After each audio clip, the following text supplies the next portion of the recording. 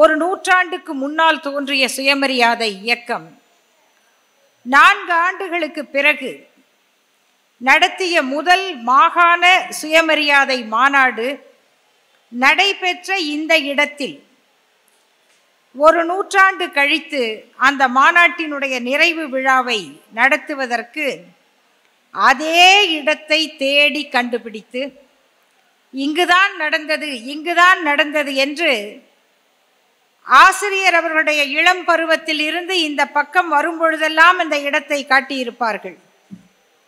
அவர் விவரம் அறிந்து இந்த பகுதியில் பயணம் செய்யும் பொழுதும் கூட்டங்களுக்கு செல்லும் பொழுதும் எப்பொழுதும் இது ஆசிரியர் ஐயா அவர்களோடு பயணம் செய்கிற எல்லோருக்கும் தெரியும். அவர்களோடு பயணம் செய்வதே ஒரு பாடம் படிப்பதை போல ஒவ்வொரு ஊரிலும் ஒவ்வொரு மரத்தையும் அடையாளம் தெரியும் அவருக்கு. அப்படி இந்த பயணத்தை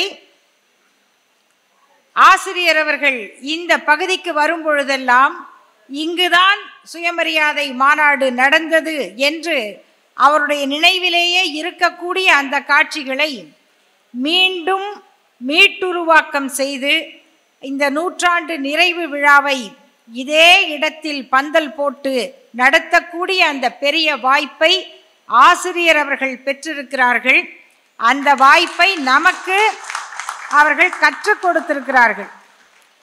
இன்றைக்கு நினைத்து பார்த்தால் தோழர்களே, இந்த வசதியான மண்டபம் 3 தளங்களிலும் இதே போல கூட்டம் நிறைந்து வழிகிறது. இவ்வளவு கட்டுப்பாடாகவும் காலை முதல் இராணுவ கட்டுப்பாட்டுடன் நடக்கிற ஒரு கூட்டம் தொடர்ச்சியாக எப்படி ஒரு முதல்வர் பிரதமர் போன்றவர்களுடைய நிகழ்ச்சிகள் மினிட் டு மினிட் ப்ரோக்ராம் போட்டு நடக்கும். அப்படியாக ஒரு நிமிடம் கூட மாறாமல் திட்டமிட்டபடி தொடர்ந்து நடக்கிறது. ஆனால் நாம் குளிர்சாதன வசதியோடு உள்ள அறையில் இருக்கிறோம். நினைத்தவுடன் அவசரமாக இயற்கை அழைப்புகளுக்கு செல்ல வேண்டுமென்றால் அங்கங்கே கழிவறைகள் இருக்கின்றன. நினைத்து பாருங்கள், ஒரு நூற்றாண்டுக்கு முன்னால் இந்த இடத்தில் என்ன இருந்திருக்கும்? இது எப்படிப்பட்ட பொட்டல் காடாக இருந்திருக்கும்? 30 ஆண்டுகளுக்கு முன்னால் இந்த மறைமலை நகர் பகுதியை பார்த்தவர்கள் இது இப்படி மாறக்கூடிய இடம் என்று கற்பனை கூட செய்திருக்க மாட்டார்கள். ஒரு நூற்றாண்டுக்கு முன்னால் அந்த பொட்டல் காட்டில் அவ்வளவு பெரிய பந்தல் போட்டு இங்கே மாநாடு நடந்திருக்கிறது. அங்கே நின்று நாம் பேசிக்கொண்டிருக்கிறோம் என்பதே ஒரு உணர்ச்சி பூர்வமான வரலாறு தோழர்களே. குடியரசு இதழில் அத்தனை கட்டுரைகள் அந்த மாநாட்டை பற்றி மட்டும் எழுதப்பட்டிருக்கின்றன. சென்னையிலிருந்து ஒரு பெருங்கூட்டம் ஊர்வலமாகவே இந்த இடத்திற்கு வந்து சேர்ந்திருக்கிறது. பந்தலில் கூடியிருந்தவர்கள் எண்ணிக்கை 20,000 பேர் இருக்கும் என்று அந்த செய்தி சொல்லுகிறது.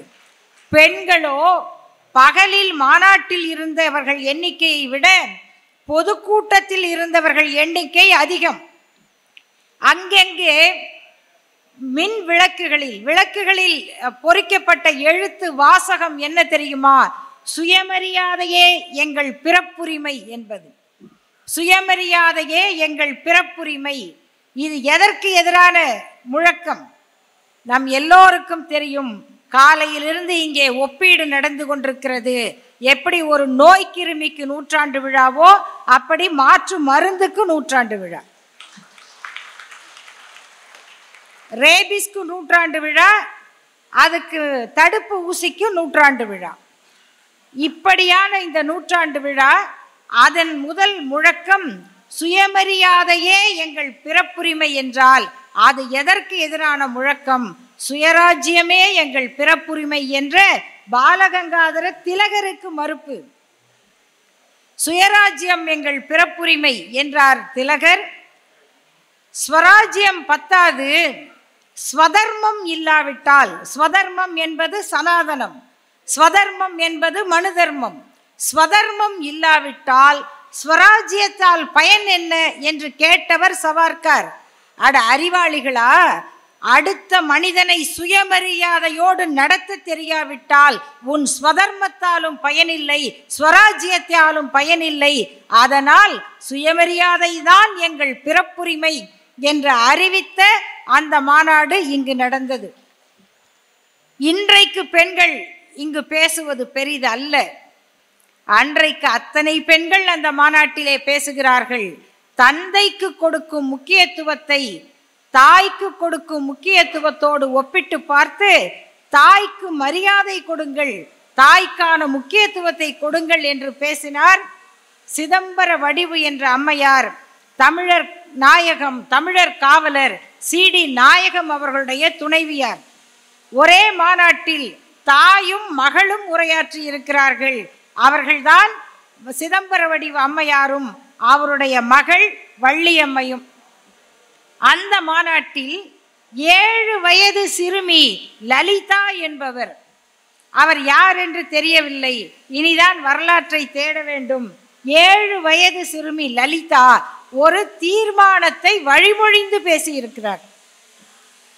இத்தனை அதிசயங்களை கண்ட அந்த மாநாட்டினுடைய நிறைவு விழாவில் நாம் பேசுகிறோம். நண்பர்களே, அந்த மாநாட்டினுடைய தீர்மானங்கள் தான் ஆசிரியர் ஐயா அவர்கள் குறிப்பிட்டதை போல சட்டங்களாக இன்றைக்கு வரை நாம் பார்த்து கொண்டிருக்கிறோம். உலகத்தில் பெண்கள் இயக்கங்கள் தங்களுக்காக போராடி இருக்கிறார்கள். 1919ஆம் ஆண்டு அப்பொழுதுதான் முதல் உலக போர் முடிந்திருக்கிறது. 1914 18 வரைக்கும் முதல் உலக போர். அந்த உலக போரின் விளைவினால் மேற்குலக நாடுகள், ஐரோப்பிய நாடுகள், அந்த நாட்டு பெண்கள் பெரும் துன்பப்படுகிறார்கள். அவர்கள் போருக்கு எதிராக பேசுகிறார்கள். ஆனால் அவர்களுடைய குரலுக்கு மரியாதை இல்லை. அவர்கள் 1919ஆம் ஆண்டு இன்டர்நேஷனல் விமென்ஸ் கான்ஃபரன்ஸ் என்ற பெயரில் கூடி அந்த நாடுகளுக்கான ஒரு பொது கமிஷன் அமைக்கப்படுகிறது.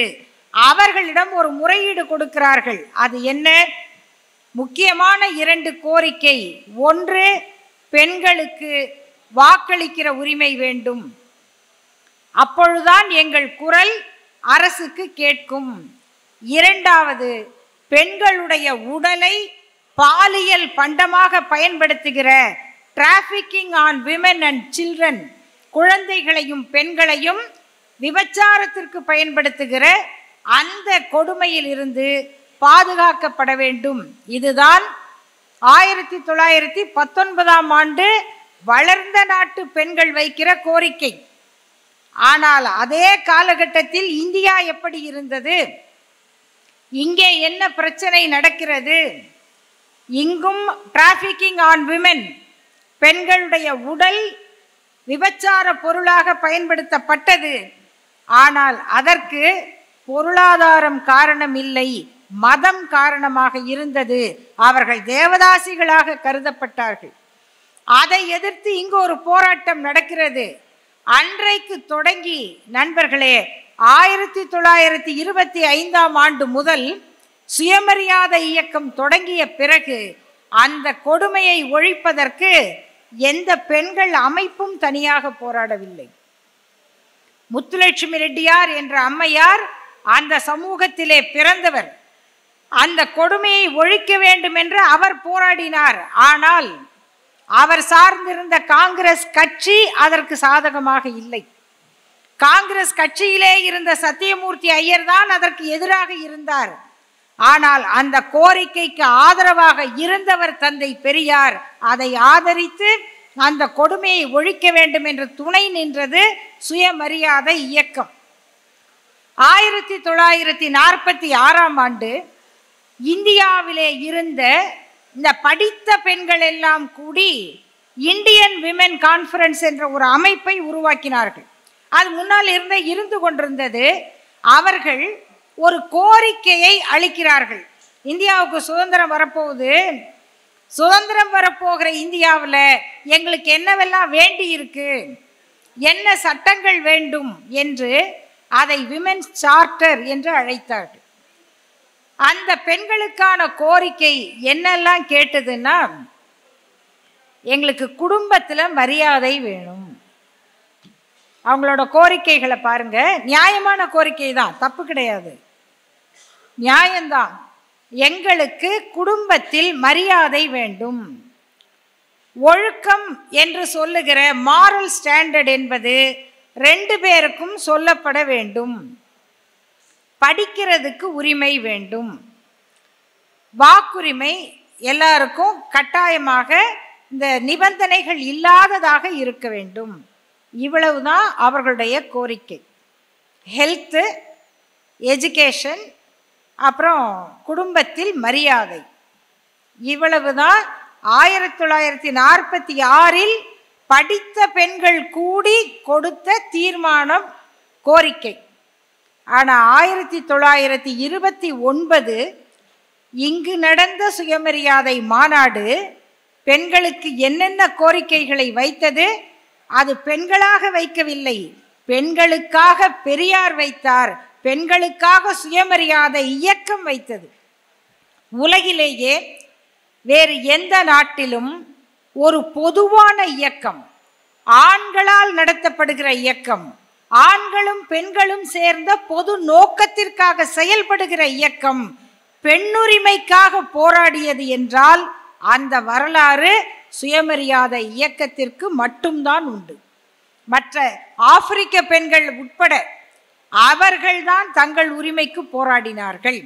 அப்படி நடந்த அந்த சுயமரியாதை மாநாட்டு தீர்மானம் விதவை மறுமணத்தை பேசுகிறது. தன்னுடைய வாழ்க்கை துணையை தான் தேர்ந்தெடுக்கிற உரிமை பெண்ணுக்கு வேண்டும் என்று பேசுகிறது. சொத்துரிமை பேசுகிறது. பெண்கள் விபச்சாரத்திற்கு உட்படுத்தக்கூடாது, பொட்டு கட்டுகிற முறை, தேவதாசி முறை ஆகிய மத பழக்கங்கள் ஒழிக்கப்பட வேண்டும் என்று சொல்லுகிறது. கல்வி கட்டாயமாக்கப்பட வேண்டும். குறிப்பாக ஜாதி தீண்டாமை பற்றி பேசுகிறோம் அல்லவா, அந்த தீர்மானங்கள் சொல்லுகின்றன, நண்பர்களே, தீண்டாதார் என்று சொல்லப்படுகிற அந்த ஜாதிகளுக்கு அடுத்து வேலை வாய்ப்பில் காலியாகிற அத்தனை இடத்திலும் அவர்களுக்குத்தான் முன்னுரிமை கொடுக்க வேண்டும் என்று ஒரு தீர்மானம் சொல்லுகிறது. இப்படியான தீர்மானங்களோடு வந்த அந்த மாநாட்டிற்கு தான் தந்தை பெரியார் அவர்கள் எழுதிய அந்த வரவேற்பு அறிக்கை உலக புகழ்பெற்ற அறிக்கையானது.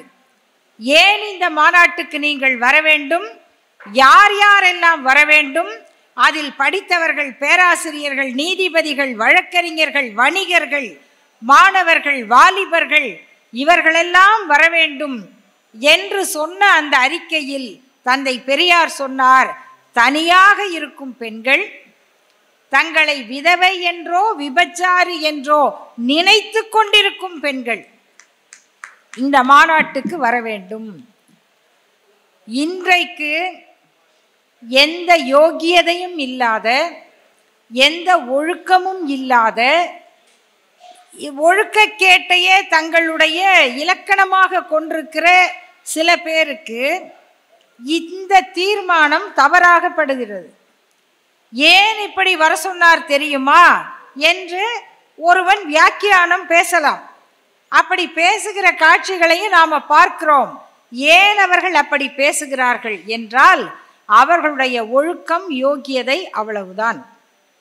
அந்த காலகட்டத்தில் தனியாக இருக்கிற பெண்கள், தன்னை விதவை என்றோ விபச்சாரி என்றோ நினைத்து கொண்டிருக்கிற பெண்கள் இந்த மாநாட்டுக்கு வர வேண்டும் என்ற அழைப்பு இருக்கிறதே, அதற்கு பின்னால் இருக்கும் மனித நேயம், அதற்கு பின்னால் இருக்கக்கூடிய அக்கறை, ஒரு பெண்ணுடைய வாழ்க்கையை மாற்றுவதென்பது அவ்வளவு எளிதல்ல, அவ்வளவு எளிதல்ல. ஆனால் அப்படிப்பட்ட பெண்கள் பொது சேவைக்கு, பொது தொண்டுக்கு வர வேண்டும். அதனால்தான் நண்பர்களே, சுயமரியாதை இயக்கம் முன்னெடுத்த அந்த பெண்ணுரிமை என்ற குரலுக்கும் இந்த மாதிரியான பொது தொண்டுக்கு தொடர்பில்லாமல் வெறும் பெண்ணியக்கம் என்பவர்கள் முன்னெடுக்கிற பெண்ணுரிமைக்கும் அடிப்படையில் ஒரு வேறுபாடு உண்டு. அது என்ன வேறுபாடு என்றால், அவர்கள் எல்லோரும் பெண்களுடைய உடல் சார்ந்த உரிமைகளை மட்டுமே முதன்மைப்படுத்தி பேசுவார்கள். வரதட்சணையை பற்றி பேசுவார்கள், ஜாதியை பற்றி பேச மாட்டார்கள். பெண்ணை சமமா நடத்தணும் என்று பேசுவார்கள், ஆனால் அப்படி நடத்தக்கூடாது என்கிற மதத்தை பற்றி பேச மாட்டார்கள். மதத்தை பேசாமல், ஜாதியை ஒழிக்காமல், இதற்கு காரணமான சாஸ்திரங்களை எதிர்க்காமல் எப்படி அந்த பெண்ணுக்கு மரியாதை வரும்? எப்படி அந்த பெண்ணுக்கு சம உரிமை கிடைக்கும்? ஆனால் சுயமரியாதை இயக்கம் சொன்ன பெண்ணுரிமை என்பது சமுதாய விடுதலை, சமுதாயத்தோடு சேர்ந்து வருகிற விடுதலை. சமுதாய விடுதலையில்தான் பெண் விடுதலையும் உண்டு. இதைத்தான் 1995ஆம் ஆண்டு பீஜிங் பெண்கள் மாநாட்டினுடைய பிரகடனமாக சொன்னார்கள். பெண் உரிமை என்பது மனித உரிமை.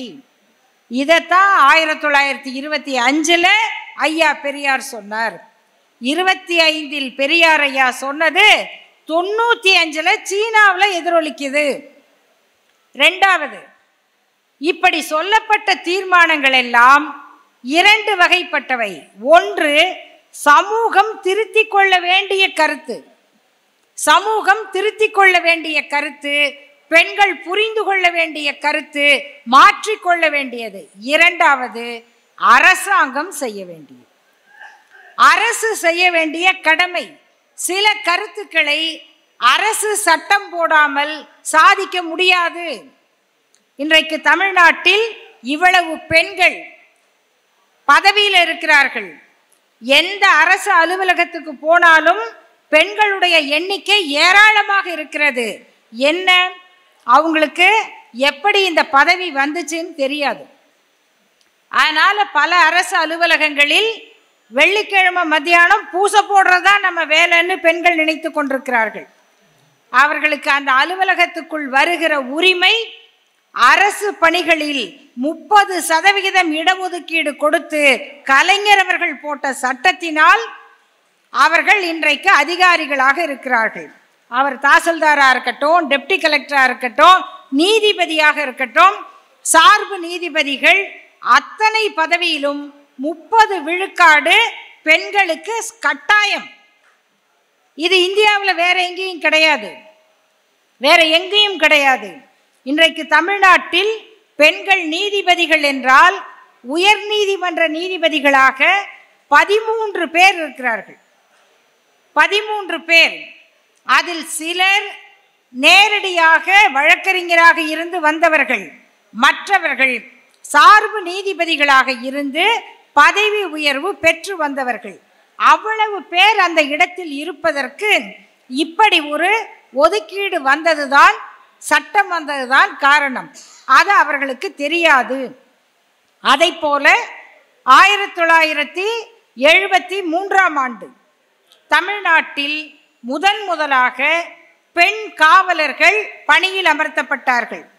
இதுவும் 1929 சுயமரியாதை மாநாட்டு தீர்மானம், 30 நடந்த ஈரோடு மாநாட்டு தீர்மானம், விருதுநகர் மாநாட்டு தீர்மானம், அனைத்து தீர்மானங்களிலும் பெண்கள் காவல்துறையில் பணிபுரிய வேண்டும் அப்படின்னு தீர்மானம். அந்த தீர்மானம் 73ஆம் ஆண்டு முதல் முறையாக நிறைவேற்றப்பட்டது. ஆனால் நண்பர்களே, இந்த வரலாறு நாம படிக்காமலோ பதிவு செய்யாமலோ போய்விட்டால் என்ன நடக்கிறது? 1973 அந்த பதவியில் முதலில் வருகிறவர் ஒரு பெண் காவலர். அவர் திராவிட முன்னேற்ற கழகத்தால் கலைஞர் அவர்களுடைய உத்தரவால் பதவியை பெற்றவர். அதை எப்படி பதிவு செய்கிறார்கள் என்றால், இந்த காவலர் பெண் காவலராக வந்த செய்தி எவ்வளவு முக்கியமானது என்று சொன்னால், எமர்ஜென்சி காலத்தில் இந்திரா காந்தி அம்மையார் அவர்கள் அவசர நிலை சட்டத்தை கொண்டு வந்து தமிழ்நாட்டில் அடக்குமுறைகள் நடந்து கொண்டிருந்த பொழுது கலைஞர் அவர்கள் ஜூன் மாதம் 2ஆம் தேதி ஒரு போராட்டத்தை நடத்துகிறார். அது என்ன போராட்டம் என்று சொன்னால், கைப்பட நோட்டீஸ் எழுதி அந்த நோட்டீஸை வீட்டிலேயே அச்சிட்டு அதனை அண்ணா சாலையிலே கொண்டு போய் விநியோகம் செய்கிறார். கலைஞர் என்கிற தலைவர் தெருவில் இறங்கி நோட்டீஸ் கொடுக்க ஆரம்பித்தால் கூட்டம் என்னவாகும்? நோட்டீஸ் வாங்குகிறவங்க அதோட போயிடுவாங்களா? டிக்கெட் வாங்கிட்டு சினிமா பார்க்குறவனே திரும்பி போக மாட்டான். நோட்டீஸ் வாங்கி அறிவை பெறுகிறவர் அவரோடையே போகிறார். தடை செய்யப்பட்ட ஒரு பிரச்சாரம் கலைஞர் அவர்கள் நடக்க நடக்க அவரோடு சேர்ந்து ஒரு பெரும் கூட்டம் அண்ணா சிலை வரை போகிறது. அதை தடுப்பதற்காக கலைஞர் அவர்கள் தடுத்து கைது செய்யப்பட்டு அண்ணா சாலை காவல் நிலையத்திலே உட்கார வைக்கப்பட்டிருக்கிறார். அன்றைக்கு இருந்த காவல் நிலையம் நல்ல வேர்த்து கொட்டுகிற இடம். அந்த காவல் நிலையத்தில் கலைஞர் அவர்கள் காலையிலிருந்து மாலை வரை தன் தோழர்களோடு உட்கார வைக்கப்பட்டிருக்கிறார். என்னை கைது செஞ்சு உள்ளே அனுப்புங்க என்று கேட்கிறார். இல்லை இல்லை, உங்களை உள்ளே அனுப்புறதில்ல என்று சொல்லுகிறார்கள். ஆனால் கொஞ்ச நேரம் ஆகிவிட்டது.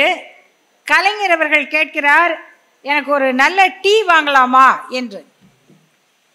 நல்லா யோசிச்சு பாருங்க, எமர்ஜென்சி காலம், ஸ்டேஷனில் உட்கார்ந்துருக்காங்க, கூட தோழர்கள் இருக்காங்க. ஒரு டீ வாங்கலாமா, டீ குடிக்கலாமா என்று கேட்கிறார். அப்போது அங்கிருந்த ஒரு பெண் காவலர், அங்கே இருக்க நான் போய் கடையில் வாங்கிட்டு வரேன் அப்படின்னு ஒரு ஃப்ளாஸ்கை எடுத்துக்கொண்டு போய் அவர் டீ வாங்கி கொண்டு வந்து கொடுக்கிறார். அவர் காவலர் தான், அவங்க தானே கையில் இருந்து கான்ஸ்டபிள், அவங்க கையில் இருந்து தானே காசு போட்டு வாங்கியிருப்பாங்க. ஆகையினால் கலைஞர் அவர்கள் அவங்க வந்து டீ கொடுத்த உடனே டீ நல்லா இருக்கு என்று சொல்லிவிட்டு தன்னுடைய சட்டை பையிலிருந்து 100 ரூபாயை எடுத்து அந்த கான்ஸ்டபிளிடம் கொடுக்கிறார். அதற்கு அந்த பெண் சொல்லி இருக்கிறார்கள், அந்த காவலர், ஐயா இந்த யூனிஃபார்மே நீங்கள் கொடுத்தது, இந்த யூனிஃபார்மே நீங்கள் கொடுத்தது, உங்களுக்கு ஒரு டீ வாங்க நான் காசு கொடுக்கக்கூடாதா என்று அந்த சகோதரி கேட்டபோது அங்கு கூடியிருந்த எல்லோரும் கண்கலங்கினார்கள் என்று முரசொலி நினைவுகள் புத்தகத்தில் பதிவு செய்யப்பட்டிருக்கு. இப்படி இந்த உணர்வு என்பது சுயமரியாதை இயக்கம் விதைத்தது என்பது வெறும் தீர்மானம் அல்ல, அது நம்முடைய இரத்த ஓட்டமானது. ஆனால் அதே நேரத்தில் நீங்கள் கூகுளில் போய் பெண் போலீஸ், விமென் போலீஸ் இன் தமிழ்நாடு அப்படின்னு போட்டிங்கன்னா Jayalalithaa opened all women police station இன் தமிழ்நாடு அப்படின்னு வரும். ஆனால் who appointed the first constable, women constable or women police in தமிழ்நாடுன்னு கேட்டால் தமிழ்நாடு கவர்மெண்ட்டுன்னு வரும். இது கூகுள்லேயே வர செய்தி. ஆக செய்திகளை நண்பர்களே, நம்முடைய வரலாற்றை நாம் தான் பதிவு செய்ய வேண்டும், நாம் தான் பரப்ப வேண்டும். இப்படிப்பட்ட ஒரு புரட்சிகரமான வரலாறு இந்த சுயமரியாதை இயக்கத்தால் உருவாக்கப்பட்டது. அதனால் அதனுடைய பயனாளிகளாக இன்றைக்கு நாம் இருக்கிறோம். விழுதுகளாக, கிளைகளாக, கனிகளை சுவைப்பவர்களாக வாழ்க்கையில் நாம் அதை அனுபவித்துக் கொண்டிருக்கிறோம். இந்த மண்ணில்தான் அந்த விதைகள் விதைக்கப்பட்டன. இந்த மண்ணில் வேரோடிய அந்த மரம்தான் நமக்கு நிழல் கொடுத்து கொண்டிருக்கிறது. 100 ஆண்டு கண்ட அந்த கால மரத்தை வாழ்த்துவோம் வாழ்த்துவோம் என்று கூறி முடிக்கிறேன். நன்றி, வணக்கம்.